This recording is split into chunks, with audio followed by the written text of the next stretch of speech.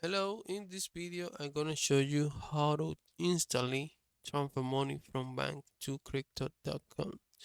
This is easy to do. The first step we need to do is open our crypto.com or crypto app.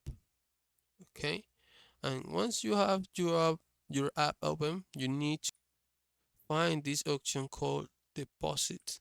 Okay, in the transfer section.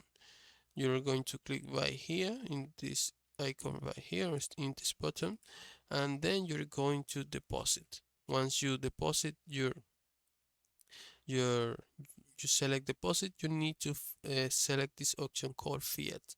Okay, this option allows us to uh, deposit from our bank account.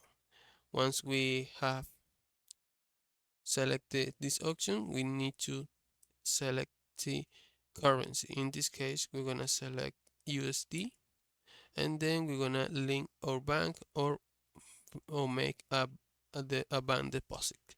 Okay, you need to do one one of these options.